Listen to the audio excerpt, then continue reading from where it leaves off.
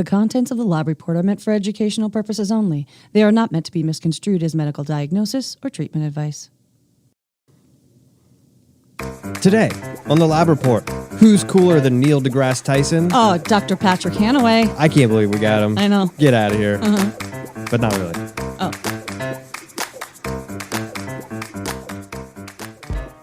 The world of medicine can be challenging. Clinicians and patients are always looking for more options, more effective treatments, and in the end, more answers. Functional and integrative medicine focuses on addressing root causes of disease. Here at Genova Diagnostics, we've watched this field evolve and grow for over 35 years. We've not only adapted, we've led. Join us as we talk about functional medicine, laboratory testing, and optimizing health. Welcome to the Lab Report.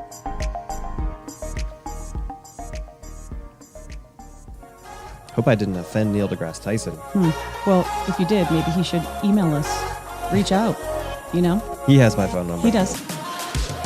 Hello. Hi, Michael Chapman. Hi, Patty Devers. How are you today? I'm doing great. How are you doing today? I'm doing pretty darn good, Cool. and I'm pretty darn excited for what's going to happen here on this podcast. A podcast we call the Lab Report, actually. It's where we talk about things like functional medicine, specialty lab testing, integrative therapeutics, and interviews with Patrick Hanaway. And if you like this interview with Patrick Hanaway, you should probably go to iTunes or Spotify and subscribe to the show because we do a lot of really great interviews, right?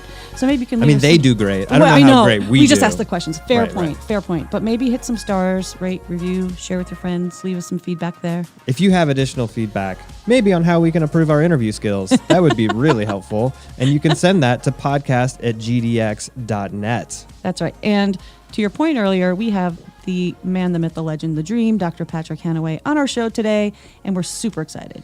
So excited that I think we should probably not waste a lot of time, Woo. other than to say, I don't know if you've noticed, but I have been trying to, over a period of time, change my hairdo, change my look a little Yes, bit. yes. And I think my end goal is I would like to have hair just like Patrick Hanaway. I know. And see, that goes unseen. People listening to the show don't know how cool this guy is. So it's a good goal. I mean, you don't think he'll mind that I'm going to steal his look, right? No, I mean, no. Well, you haven't actually stolen it yet. It's a work in progress. Well, yeah. I am a work in progress. I hope to be as smart as he is one day and as That's- mindful. He's so zen. Yeah. I think that's a good goal for you as well. Thanks. What does that mean? I didn't say anything. So, Michael, Yeah. he's here. I know. Dr. Patrick Hanaway is I know. back. And for those of you who perhaps live in a cave or under a rock and aren't familiar with Dr. Patrick Hanaway, let's talk a little bit about him. Dr. Patrick Hanaway is a board-certified family physician trained at Washington University. Dr. Hanaway served on the executive committee for the American Board of Integrative Medicine and is past president of the American Board of Integrative Holistic Medicine. For the past 20 years, he has worked with his wife in clinical practice at Family to Family, your home for whole health care here in Asheville, North Carolina. After 10 years as Chief Medical Officer here at Genova Diagnostics, Dr. Hanaway became the Chief Medical Education Officer at the Institute for Functional Medicine, where he oversaw the development and implementation of IFM's programs worldwide. Patrick has taught with IFM since 2005 and continues to lead the GI Advanced Practice module as well as teach in the mentorship program.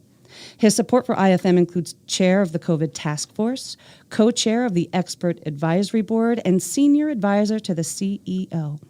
In 2014, Dr. Hanaway helped develop the collaboration between IFM and the Cleveland Clinic, where he was the founding medical director, then research director, and now serves as a research collaborator at the Cleveland Clinic Center for Functional Medicine. His research interests focus on evaluating outcomes of functional medicine models of care. In 2017, Patrick received the Linus Pauling Award for his outstanding work in medical education and research. And with that, welcome back to the show, Patrick. Thank you so much for being here. Thank you, Patty. Thank you, Michael. So it has certainly been an interesting last 12 months. Last time you were on with us, IFM had just announced the launch of the COVID task force, which you are the chair of. Can you maybe speak a little bit about the amazing pieces of work and education that your team has created as part of this task force over the last year? Well, yeah, thank you. Thank you for the introduction. I always feel a little bit, wondering who's that guy they're talking about? Doesn't he have a life?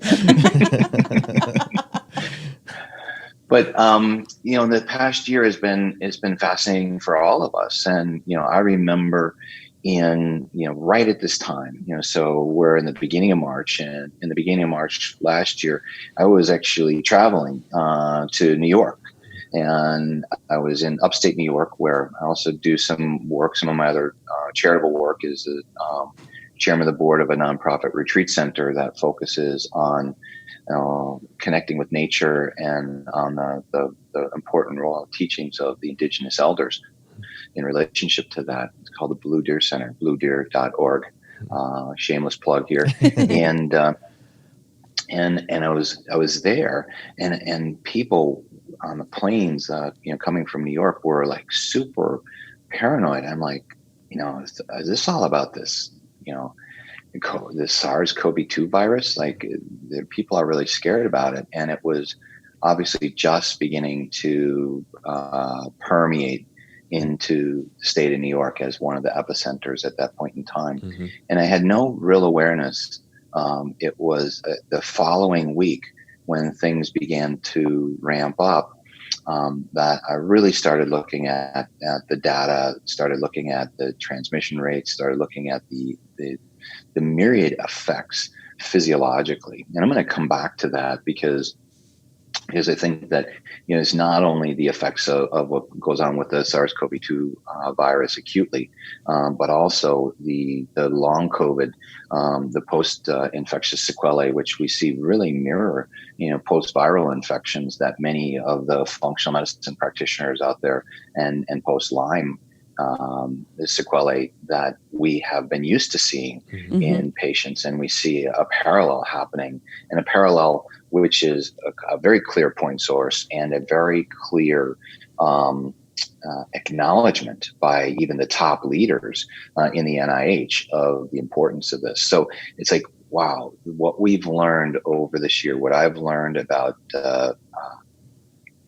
virus physiology, about the dynamic interaction between the gut microbiome, the immune system and immune resilience, and mitochondrial function, energy production. It's like we begin to see the systems biology view that we've been, working with for the past 20 plus years, really playing itself out in action with different people and informing, okay, here's this person I need to focus on their gut microbiome. This person I need to focus on immune resilience. This person I need to focus on mitochondrial energy production pathways. This person I need to focus on vascular issues of fibrin deposition, and considering what's happening in the inflammatory cascade in relationship to that. So yes, so many things have been learned, and what our COVID-19 task force through the Institute for Functional Medicine did is we gathered, functional medicine practitioners, educators, thought leaders, and said, how do we think about this? Mm-hmm. And what we were able to do over the first month really was put out 3 papers that have been in the peer-reviewed literature. One that talks about an approach to look at herbs and supplements to be able to help in the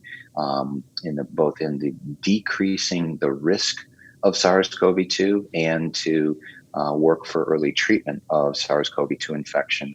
And so we published that. Joel Evans was the principal author on that one, the first author, and published that in April. I published a paper with Deanna Minnick on nutrition in relationship to how to nutrition and lifestyle factors to be able to decrease the severity of illness. Mm-hmm. Now, I'm stating it that way because it's not about preventing infection from happening. Right. Those are public health measures that prevent infection from happening. But if you get infected or if you get exposed, what you can do to minimize the risks. Mm-hmm. So we have, first the mucosal immune system, and then the innate immune system, and then the adaptive immune system that are going to have its effect over time, and what we can do to support that. We also published another paper. Helen Messier was the lead on that one, on testing. And so when we're talking about the beginning of April, like how, what is testing and how do we use it and when do we apply it? And that was a great unfolding and helping practitioners to understand how to do it. And then in the summer, Robert Luby and Joel Evans and our team. Robert is director of education there at IFM, put together a course that called the 3 R's course that is around resistance, resilience, and recovery. And that is, how to be able to work with. It's a wonderful 6-hour course online in about 20 different subunits that you can watch and learn about the immune system, learn about SARS-CoV-2, how it works, learn about the progression, learn about the mechanism of action. Because really what we've done in our approach to looking at herbs and nutritional supplements is to say, let's use a pharmaceutical development model to, looking at the mechanism of action and where do things work, zinc and zinc ionophores in their relationship, or decreasing the binding of the SARS-CoV-2 spike protein onto the ACE2 receptor. And we've learned so much. And I did not know this much about virology. A year ago. Right. And I've learned a lot and see how it plays out. And then now we see, having done all that work, now we're deep in the conversation around vaccines, of looking at how COVID-19 vaccines work. And what we've done and just put out on the website is a vaccine dashboard that really is an assimilation of what we've learned from CDC and WHO and from the UK and the FDA and from the peer-reviewed literature and even from some of the companies, so that we can give people an understanding of, well, what are the different vaccines? What is the efficacy in different relationships? Now we're getting some effectiveness data. I can speak about the difference between those two things in a moment. But what are the issues? What are the potential risks? What do we know? What do we not know? What are the known unknowns? What is the relationship to decreasing the risk of post-COVID syndrome? We don't know that. And now at IFM, we're working into getting into some kind of multi-omics research on post-COVID to be able to, work on defining who's at risk and being able to use metabolic signatures to be able to target therapy. So, wow. I mean, I've probably been talking for 10 minutes. There's a lot of stuff there. Well, there's so much. And your team had uncovered such amazing information throughout the whole year. We followed it the entire time, Michael and I. But as it relates to COVID and all of this new information that's been uncovered and that it's still coming out all the time, are there changes that you have made to your personal daily nutritional strategy based on that, like vitamin D or zinc? Are there specific changes you personally made? Sure. Well, and as we've talked about a little bit before, I would say that probably for 20 years, my baseline was like, a multivitamin and some vitamin D, and maybe a plant-based antioxidant, and omega-3. That would be like the baseline that I think that most people need because of deficiencies in the nutrients that we're able to get, even eating, good organic foods. So that was sort of my baseline, but I've added to that a number of things that are part of cancer prevention and cancer mitigation in my particular use case. But I have actually expanded some of those things during, to help mitigate risk, and I work with patients around those things. So, for instance, focusing on vitamin D, ensuring that, generally it's going to be in the 5,000 IUs a day range to be able to get a vitamin D level in the 50 to 60 range. Seems to be the most protective.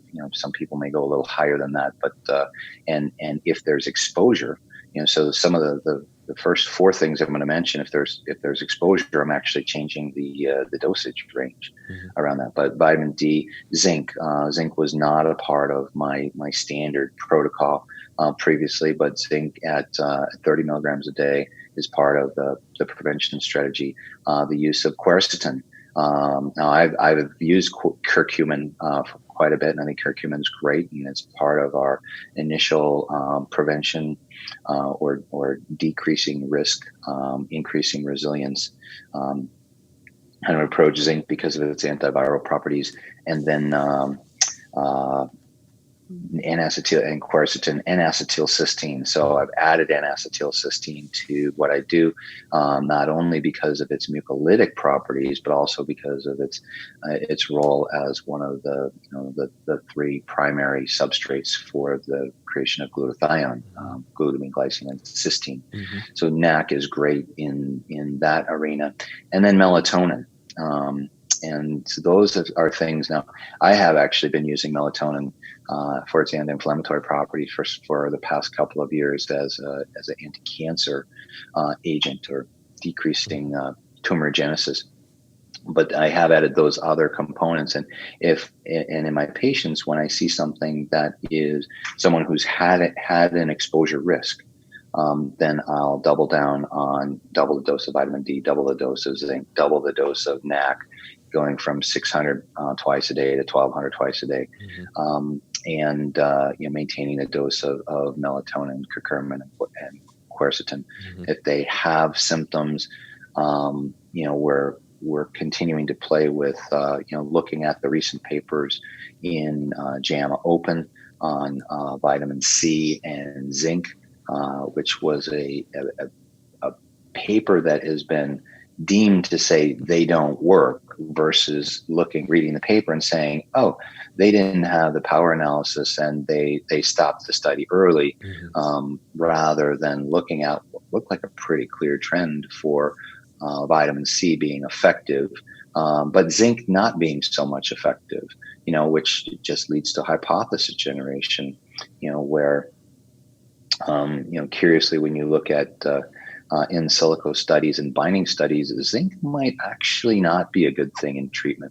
Zinc is clearly a good thing in prevention, but zinc might not be a good thing in treatment. So, we're raising the question, well, that's sort of a plus minus, but we're continuing to learn and be transparent about what we're learning as we go through it. So, those are some things. I would say the other two things that are really big is, as I mentioned earlier about the nonprofit I work with, about getting out in nature. Mm-hmm. And you've heard me talk about this last year, and talking about, for me, what I found a healing role of being in nature, of improving heart rate variability, and being able to be, having anti-cancer properties, but clearly its effect on immune resilience and stimulating the immune system to be able to decrease the risk of SARS-CoV-2 infection or severe COVID is actually now reasonably well documented. And so I think that's the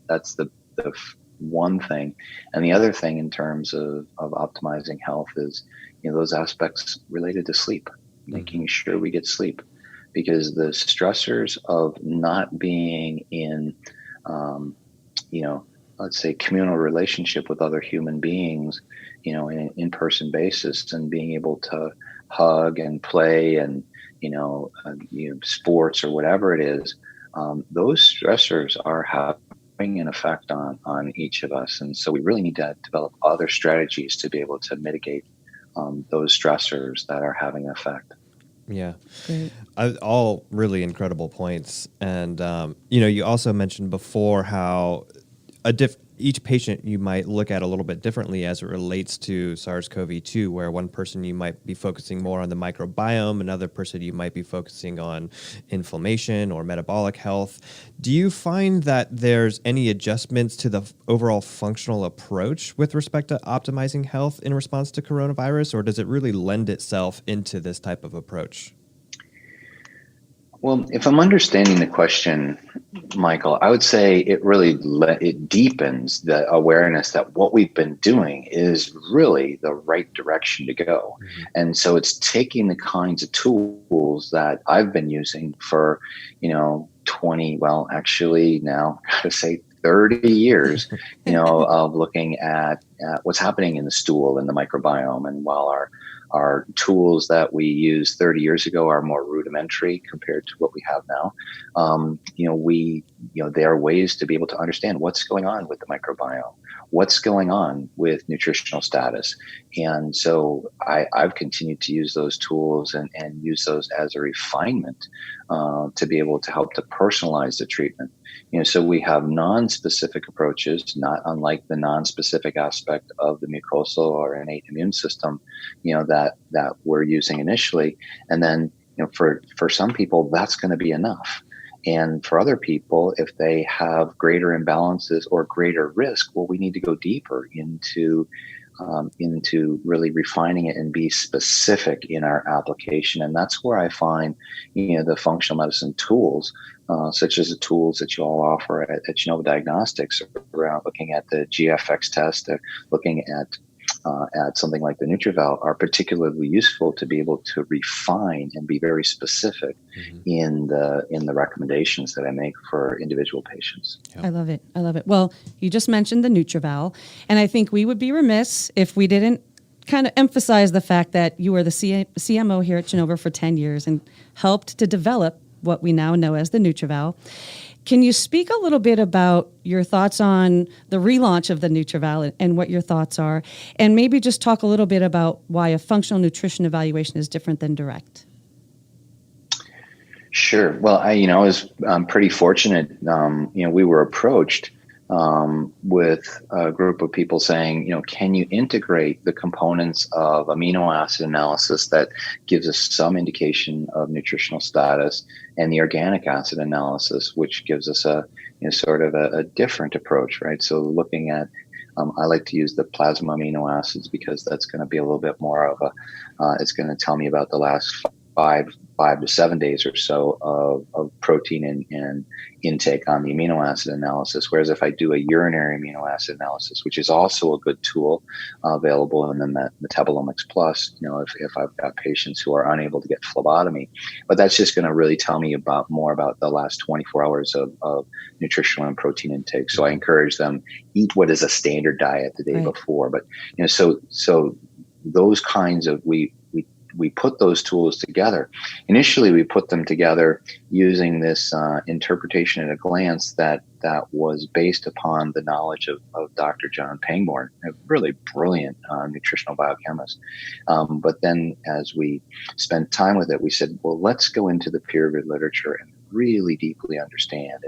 And a couple of naturopaths who were on the team at that point in time, John Furlong and Mary James, did incredible work to be able to just sift through the literature, looking at every single biomarker that we're measuring and seeing its relationship to antioxidant status, B vitamin status, mineral status, and begin to draw relationships and create a hierarchy of that could inform the algorithms to put together there. So, people say, well, I understand, these things, and this is what this biomarker means. And, I look at them and say, like, there's 17 different biomarkers that are here, and we're matching it against, 36 nutrients or something of that nature. Right. And it's like, my mind doesn't have the capacity to do the calculations of 117 by 36. And I'm kind of an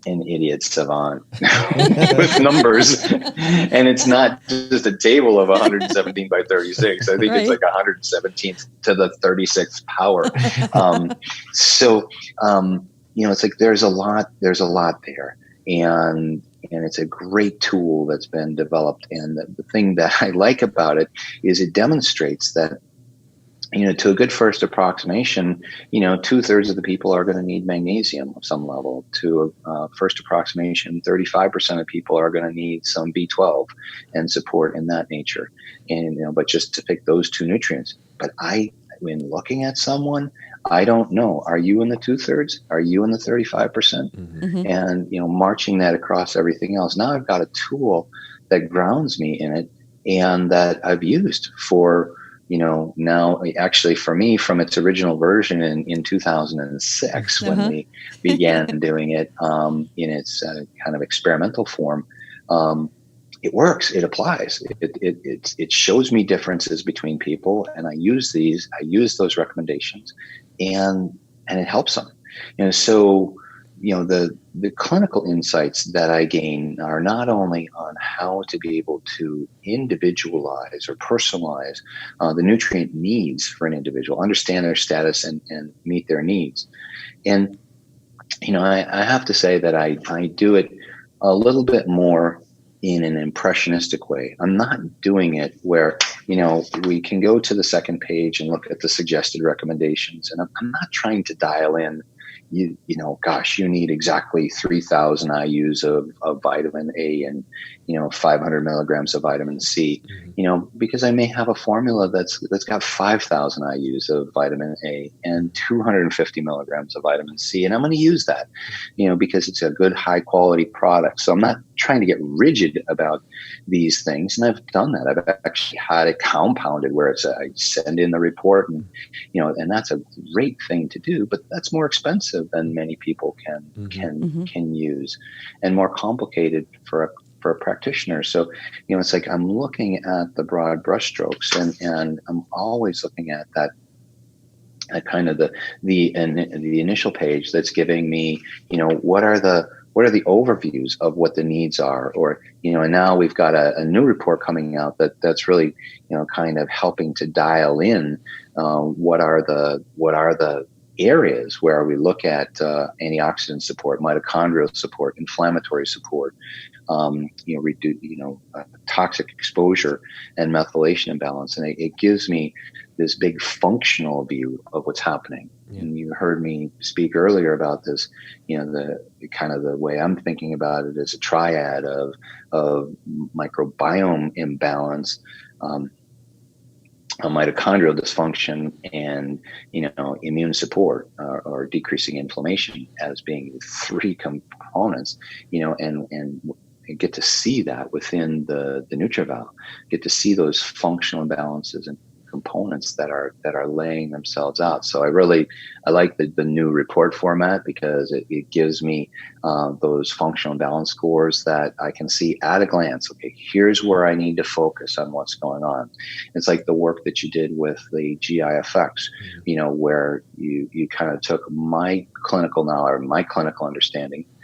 Not that you were asking me, but it's like, but we did. I can see it right there, and it's like, okay, this makes sense. And when I show it to the patients, it's like, this is where this is where we're focusing. See that number that's an 8, that's right there on the need for inflammation support. That's something that tells me this we got to prioritize, and they get it. They look at it and they get it, and now they know how to be able to even prioritize where, I may recommend 5 or 6 things for someone, but they can look back and they'll say, well, how do I prioritize these? I can't afford all these. And it was said to me early on by someone when I was working at Genova, if everything's a priority, nothing's a priority. And so when you give me those functional balance scores, it helps me to prioritize. It helps the patient to prioritize what are the essential things that you need to do first. So I'm really pleased with, I've used this tool many patients over time, and talked with other doctors about it. And one of the little sayings I have to look up, our mutual friend Stephen Goldman gave me a book long ago about the origin of different sayings, and I'm going to have to look this one up in the book he gave me. The proof is in the pudding, meaning does it work? And I think one of the huge contributions that Genova's made around this is that they've created a tool that works. It works for practitioners. They use it and they find like, wow, I know what to do. And oh my goodness, my patient's getting better. Maybe there's a correlation there, and they continue to use it. And so I feel proud to have been a part of the team to develop this. And I'm pleased that, the current team has been, is taking it forward to the next level. So thanks for your work on it. Your input as we've been trying to update a lot of these products has been invaluable, Patrick. So we're so grateful to you. And very kind words. We can't say thank you enough for all the support that you've provided along the way. So, it's interesting. Well, I need to just jump in for a second here and give a caveat on that is that, I'm not a paid consultant for Genova No, Diagnostics. right. Just a friend. Yeah. I'm a friend, and I offer my perspective because like the work that you're doing is really valuable. And if, I can contribute something that helps that, then I'll do that. So thank you. Yeah, absolutely. And thank you. This is a question that I always come back to when we're talking about something like nutritional intervention and supplements, and just kind of broadly, do you think it's possible to get all your nutrients we need if we craft our diets appropriately, or do you still see that many of us need additional support even with a fairly well-balanced diet? Well, it's fascinating too. I think some of there's two aspects. One of it is this term well-balanced diet, and what is a well-balanced diet? Mm-hmm. Because I would say that more than 80, probably 90% of the patients who come to me tell me that they're eating a good well-balanced diet. And then I look at their diet history. I'm like, I don't think this actually fits that category. So there's that, and there's so much room for improvement across our culture in terms of if we can get to a whole foods primarily plant focused diet with a diversity of colors, and we're doing that, like we're going to help the public health tremendously with that. So it's like, yes, we can make a huge shift by doing that. I read a thing from Chris Kresser the other day. 60% of our dietary components are of our dietary intake is in ultra processed foods at this point in time. So it's like, there's a huge amount that can be done there. Now, when I'm working as a clinician, I'm working with people who are on the sicker end of the continuum, and many of them are eating a pretty good diet and working on that. But then again, what's well balanced? Where I've moved from the idea of eating 9 fruits or vegetables per day. 9, and people look at me like their eyes are bug out. 9? Seriously, 9 portions? How am I going to do that? And I said, I want you to take a look at your plate, at least in one meal, and have 5 different colors on your plate. And it's like, just try to keep it simple. I mean, it's like, well, that yellow from the yellow pepper and that orange from the carrot. Yeah, those are 2 different colors. It's okay. You can count those as 2 different colors. But as I'm doing that, what I've actually moved to a deeper understanding around microbiome diversity is that, what I realized for myself is that like 9 portions, per day, but it's like every day I'm eating cabbage and Brussels sprouts and broccoli and arugula and and maybe some peppers. Have some various other kinds of condiments and spices and things on it. But it's actually not that diverse. I'm like, wow, it's like mostly green and it's mostly the same just about every day. And I realized, listening to some others, it's like, try to eat 30 different kinds of vegetables each week. And it's like, that's a challenge, I'm working on that. That's a challenge, but that is actually what is going to stimulate the diversity in the microbiome. And obviously the diversity of food and the diversity of phytonutrients and bioflavonoids, that's what's going to determine the diversity in the gut. And so to, the last part of your question, Michael, is like, well, what's a well-rounded diet? What's a well-balanced diet? Right. And we're learning more about that. Then there's the issue, and we've talked about this in lectures that I've given over time, but from the U.S. Department of Agriculture, has shown that there is a depletion in the nutrients in our soil that ranges from 35 to 70% between 1950 and 2000. And so we have this depletion of nutrients from the farming and the way in which we have done things. Now, do I believe that organic is better? Yes. I mean, the data is pretty good with that, and I'm a big fan of Environmental Working group and, carry around my little card that has the dirty dozen and the clean 15 so I can avoid those things.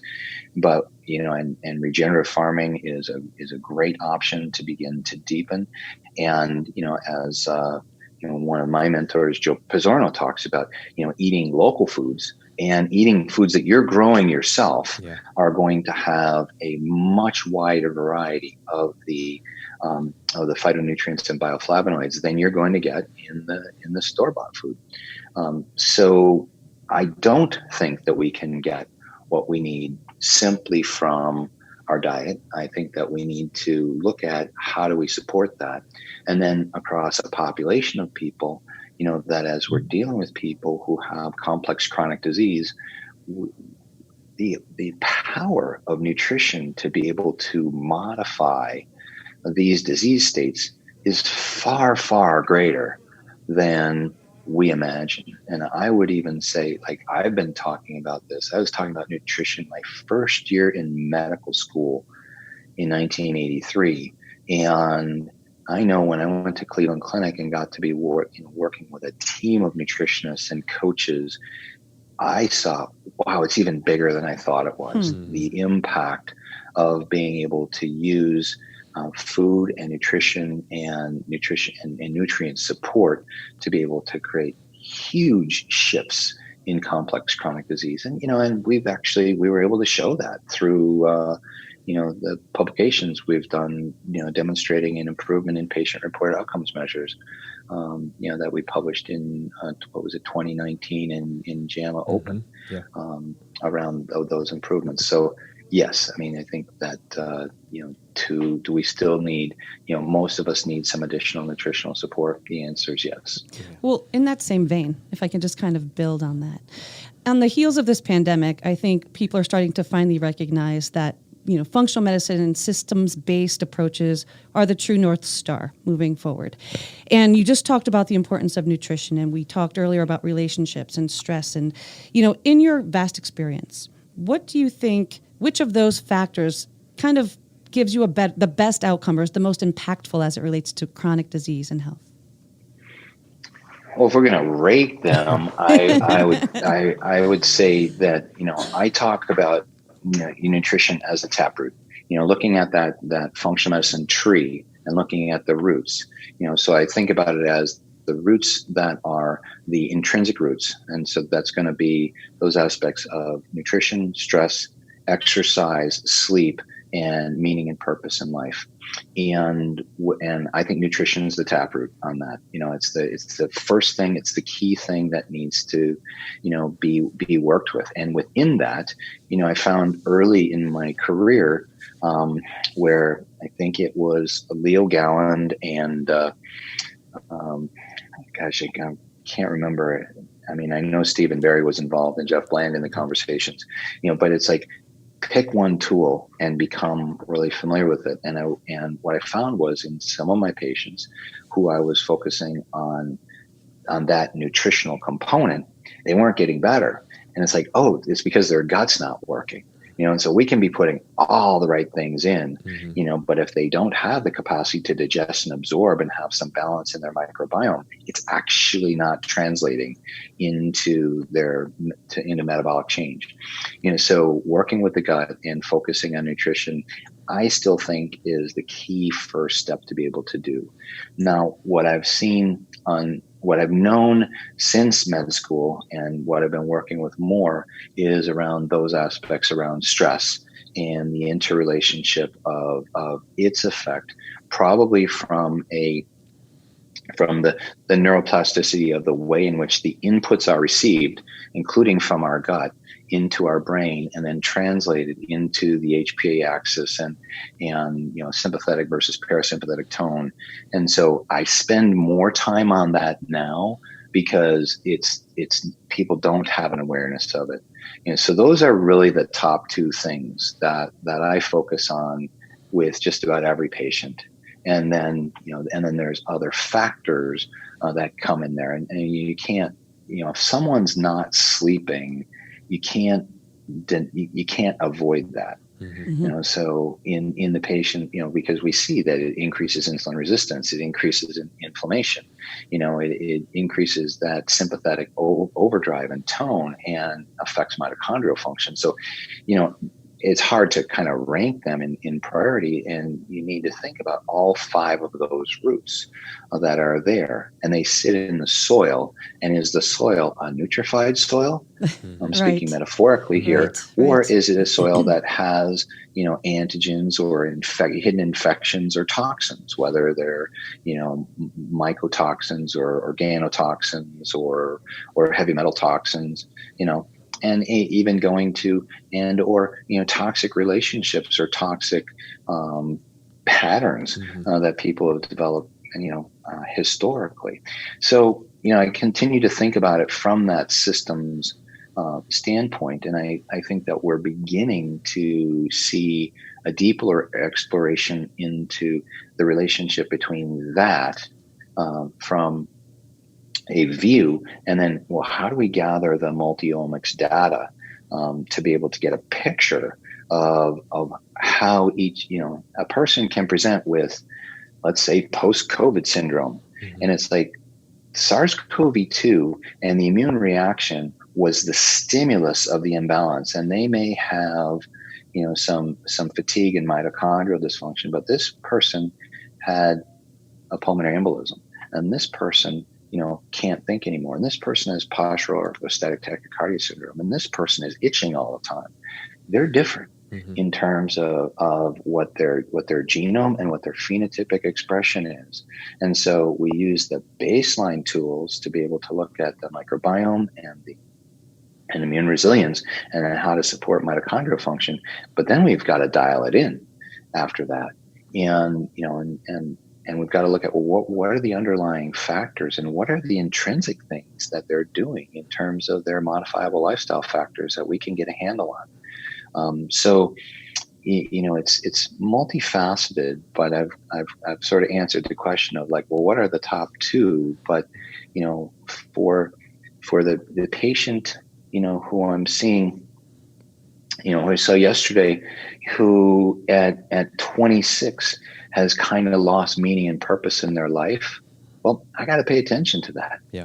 And even though they've got post-COVID and they had a PE, and they're having some difficulty sleeping, I'm focusing on those. But the biggest thing in terms of their mood imbalances are kind of losing meaning and purpose. I can't avoid that. So Patty, to answer the question, like on a population basis, it's nutrition and stress. But on an individual basis, it may be one of those other factors that I have to really prioritize to be able to meet their needs. And that's about listening to their story. Right. Yeah, It's absolutely. very impactful. Yeah. And, I think about those modifiable lifestyle factors, and it is particularly just kind of bring it full circle in today's day and COVID time. One of those is relationships and the difficulty in trying to nourish and satisfy that bucket.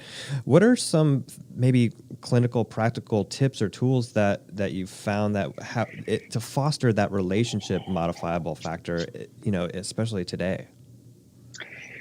Well, it's the comma, especially today, that is Very sad. is really the kicker in that, because certainly the role and relationship of community and connection of family is essential to be able to do that. And we've found that and the data is now showing, what was it? I saw that in Japan, more people will die of suicide than will die of COVID. Actually, I think it was startling that I haven't sourced it, but the number I heard was that more people will die of suicide in a month in Japan than died in a year from SARS-CoV-2. Now, I don't know what the baseline rates were. I mean, I got to look at the data, but it is highlighting the degree of that isolation has had an effect. And while we're sitting here on this podcast and we can even see each other in it, it is different than connecting in person. I will be seeing probably I think just the 5th person in person in my office in a couple of hours. I've done it all virtually. since mid-March, and it's different, and it's necessary to do this through Zoom, but it is not the same as being in person. So finding ways to be in person and relate to each other, and so as some of us have had vaccines, it sort of eases things a little bit. It like the risk of transmission, the fear and concern decreases. For me, having been vaccinated, and so I don't feel as on edge about things, but I'm still having to have a clear conversation with each person I meet in relationship to wearing a mask, not wearing a mask. But where I've gone for the past 10, 11 months is outside. And it's like, well, let's go outside. Let's go for a walk. Let's be in nature, and let's, connect there. And, we'll be 6 feet apart and not wear a mask and be able to joke and play and, and sit at a picnic at opposite ends of a picnic table and share a meal. I think there's ways to be able to do that without having to sort of be oppositional or, and then there's some people who they don't want to wear a mask. So they're still human beings. They don't want to wear a mask, but I can still be outside and hang out with them and do things in a way and that allows me to connect to them. And I think that connection is absolutely essential. So I'm going to come back, sort of full circle to the conversation or to mentioning this, nonprofit retreat center that I work with, and we haven't been able to be having, the kinds of retreats that we wanted to have, but we've begun to, bring people back, separate rooms like a hotel, distant dining, spending time in nature, sitting around the fire, outside, distance from each other, but connecting and talking to each other and dealing with, well, what's changing in our lives. So, for me, the issues around SARS-CoV-2 and all the concerns and the questions and even the polarity around vaccines and masks and other things, it's like we need to be in conversation with each other and listen to different kinds of opinions, because in every opinion, whether you agree with it or disagree with it, there's an element of truth or a grain of truth in it. And so if we want to connect to each other as human beings, we need to, be able to listen and care about what someone else thinks, as opposed to being righteous and assume that no, I know the truth and you don't, and I'm going to convince you of it. Yeah. Because, I say to people in different settings, like, how does it feel to you when someone is righteously telling you this is the truth and you've got it wrong? Does it make you feel like you want to connect to them? Does it make you feel open? Does it make you feel good? No, it doesn't. So, so don't do that with other people either, even if you think you know the one right truth, because ultimately there's many different perspectives, and, kind of getting a little more metaphoric and philosophic about it. I've looked at it and I see people as a diamond, and there are many facets on the diamond, and we actually have to have a circle to go all the way around the diamond to see the facets. And if there are facets that I'm not seeing that Michael's seeing, it doesn't mean that Michael's wrong. It may be that I'm just not able to see that facet because I'm not on that side of the diamond looking at it. So let me make that awareness that what other people have to offer may have some value that I'm not aware of. Now we're kind of off topic, but it's something that's really important to me, because it's like, an underlying aspect is, how do I help patients, mitigate the stressors of today? And one is, being in nature, and the other is, being in relationship to other people, and not assuming that you're right, but just really caring and listening to other people. It's so profound. Yeah, It's so important. And it's, it's that lack of interpersonal relationship, I think, in the past year that I think has worried me the most, even with children not going to school. So I think that's really profound. Yeah, it's timely wisdom that we need, especially given, current events and how polarized everything is right now. It's a shift in worldview that I think is definitely needed. So that's right. I appreciate those thoughts. And really, Patrick, our love and respect for you cannot go overstated. And we're just so grateful to have spent any time with you today. But we do have one last question. Yeah, so we do always end with a little bit of an off-topic question. Last time, I think we asked you about sandwiches, which provoked incredible. I'm already thinking about it. Has my sandwich changed? And so I'm sure you've been listening to each one of our podcasts. I'm sure you have the time for that. So you would know that we have moved from sandwiches to a different subject, which lends itself to the question, how do you feel about soup? And do you have a favorite kind of soup? So, yes, I have. I love soup. Soup. I'm actually. And I knew you were going to ask this question, and I thought about. Well, where do I go with this? and what I thought about was a dear friend of mine who has run a soup kitchen, a food bank, who, literally 35 years ago, more than that, gave me a mixtape that I still have, although I don't have a playlist to play it anymore. And it's called Music to Eat Soup By. And it's just like, it sets the tone. And so I would say that historically, the soups I have loved have been more butternut squash and pumpkin based soups with a little cream in it that are rich and just warm.